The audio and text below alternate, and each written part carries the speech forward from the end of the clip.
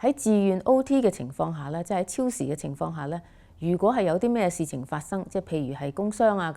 咁係會點樣處理咧？嗱，咁有一位黃小姐咧就係咁嘅發生情況啦。咁佢就係做文職嘅喺間公司，咁但係咧就公司咧就一向咧都係話咧，你係放工嘅時候咧，你要按時咧8個小時咧就打卡咧，就係叫做離開啦。但係原來咧個公司都係話咧，如果你真係未做完你嘅工作嘅時候咧，你都應該留低啦，做完咧先至走㗎。咁好多時咧，好多員工咧都會要多做2-3個鐘頭㗎。咁嘅時候咧，呢位黃小姐咧，因為拎住好多文件啦，咁啊行樓梯嘅時候咧，一不小心咧就係滑咗落嚟㗎。咁啊跌親啦，咁啊撞到個頭添。咁喺呢個時候咧，佢就同僱主講啦，但係僱主就話：你因為係已經係正式係放咗工㗎咯喎，咁我哋都冇記錄咧，你係喺度返工㗎，咁變咗你只係喺度自願咧，就係做工嘅時候咧，咁我哋應該咧就係唔包你呢個工傷嘅賠償㗎喎。咁喺個情況嘅時候，呢位黃小姐應該點樣做咧？你係咪想知道結局咧？記得聽到最後啦！如果你係有類似嘅案例，或者係有法律嘅疑問，可以喺下邊留 comment 俾我，增長你嘅法律知識、法律常識。我係 Hannah Leung 梁律師，法律係非常之複雜嘅，我會用我嘅經驗嚟為你解答每一樣嘅法律問題。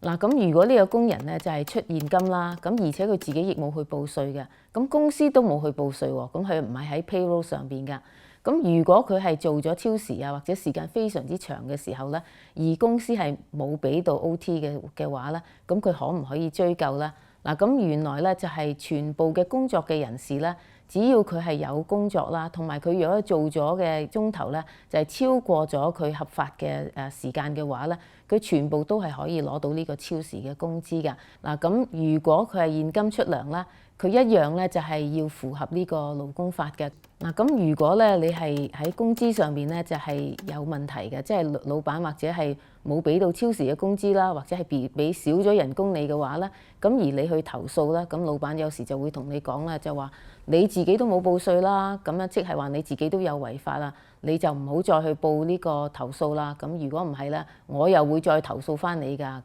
咁其實呢個係唔可以㗎。咁變咗，如果咧呢個工人已經去投訴緊係有工資嘅糾紛嘅時候咧，而老闆咧就係可以話係講一啲比較有恐嚇性嘅語言嘅話咧，原來咧呢啲都算係報復式啦，同埋係有恐嚇嘅成分喺度㗎。嗱，咁如果咧就係你已經係有一個正式上班嘅時間嘅，咁你已經 schedule 咗㗎，咁你依照呢個上班嘅時間去返工嘅時候，咁當然啦，就老闆就要依照你返工嗰個 schedule 咧，就係繳付你人工啦。咁但係如果咧你自己做嘢或者慢啊，或者佢又鍾意喺工作上面咧做得妥當一啲嘅時候咧，咁佢自願咧就係自己想早啲返工，做多啲嘢。咁或者做完放工嘅時候咧，佢又唔走住喎，就再做多啲時間嘅話咧，咁樣個僱主應唔應該係付佢人工咧？嗱，咁當然啦，如果佢係照正呢個 schedule， 如果僱主根本都唔知佢幾時返工放工，佢係跟住佢嗰個時間表嘅話咧，咁僱主係唔會俾到呢個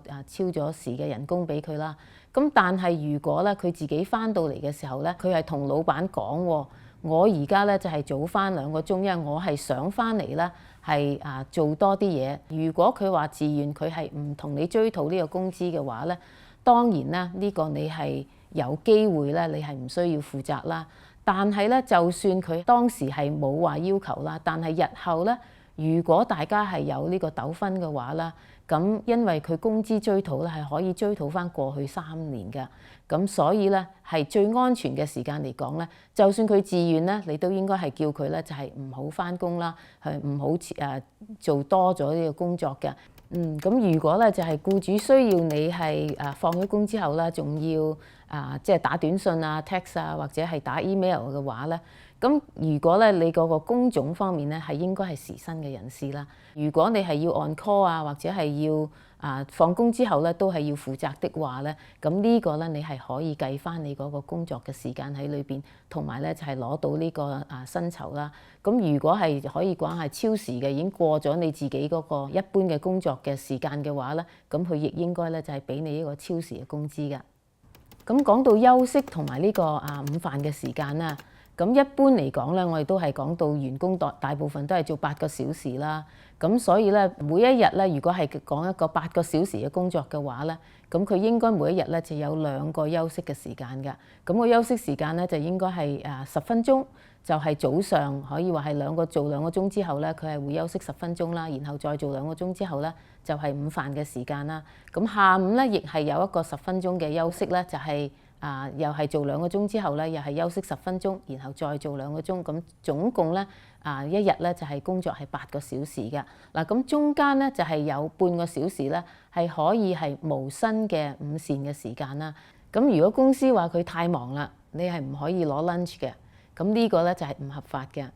每一個工人咧，一般嚟講咧，就係工作8個小時嘅話咧，正式咧就係8個半鐘頭㗎，即係話佢有8個小時咧係有工資啦，咁然後咧有半小時咧係午飯嘅時間咧，僱主係唔需要付呢個工資嘅。但係呢10分鐘嘅休息時間咧，就係屬於佢呢一個工資之內㗎。咁但係佢嗰10分鐘嘅休息咧，係呢個員工佢自己自由去選擇㗎啦。咁當然僱主係可以話俾佢知你係有10分鐘嘅休息，但係僱主亦唔可以話係每1分鐘都睇住佢係打佢去休息啦。咁呢個係員工自己自律㗎。正式嚟講，你係唔應該咧集埋嗰2個休息嘅時間咧，就變咗中間或者食晏就係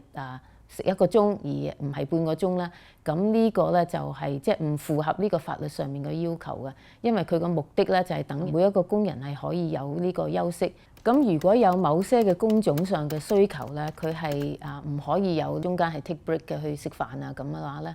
即係好似話你喺一間細嘅餐館工作咁，而你只係一個人咧就係做呢個服務員㗎。若果佢工作上面嘅需求咧，即係話你係可以有食飯嘅時間。但係如果呢個顧客需要你嘅話咧，你都要去照顧下呢個顧客嘅話咧，咁嘅時候你都係可以嘅。但係呢啲咁嘅時間咧，第一咧佢就係要雙方咧就係要書面上面係同意有咁做啦，同埋咧呢啲時間咧公司咧都係要付翻佢呢個作為喺工作嘅時間嘅。咁如果公司咧就係話你要有休息時間嘅，咁你應該咧就係要休息啦。但係你自己咧就係唔想休息喎。咁嘅時候咧，呢個可以話咧，你係自己自願咧就係唔休息，但係正式咧係違反咗呢個法律嘅要求啦。公司係有權咧可以俾一個 warning 你嘅，即係話你唔符合呢個公司嘅要求啦，同埋公司嘅程序啦。咁如果公司咧就係話你打爛嘢啊，或者你收錯錢啊，收唔夠錢啊，咁嘅時候咧公司係可唔可以扣你嘅人工咧？咁原來佢係唔可以㗎。咁呢個咧就係唔合呢個法律嘅程序。咁但係如果當然啦，你成日都打爛嘢嘅，咁公司啲碗碟或者係非常珍貴嘅喎，或者喺外地訂翻嚟嗰啲啦，公司係可以解僱你㗎。唯一咧就係如果公司係發現你有欺騙嘅成分㗎，即係話你係偷咗銀櫃啲錢啦，又或者你係故意打爛佢嗰啲嘢㗎，當然啦呢個咧係可以佢係扣翻出嚟啦。同埋如果你係偷銀櫃嘅錢嘅時候，可能仲會有刑事嗰個懲罰喺度㗎。咁啊，黃小姐咧就好彷徨揾我哋諮詢嘅時候咧，咁佢想知道應該點樣處理㗎。咁因為咧，僱主就話你已經落咗班啦，已經打咗卡啦，咁所以咧，我哋係唔承認咧你係喺度上班㗎。咁但係好在咧，黃小姐當時嘅受傷比較嚴重啦，又叫咗救護車，咁所以有一個好嘅記錄。同時咧，亦有其他嘅同事在場㗎。咁變咗咧，黃小姐咧就除咗可以追討翻佢超時嘅工資之外咧，咁亦係可以同時咧就辦理佢工傷嘅案件㗎。咁變咗喺工傷裏邊咧，至少佢會有呢個工資俾到佢啦。咁黃小姐咧就係比較安心一啲咧，就可以休養啦。所以就算咧你呢個 OT 咧就係有冇出糧都好啦，若果係上班嘅時候咧係有事情發生嘅話咧，你都係有法律嘅保障㗎。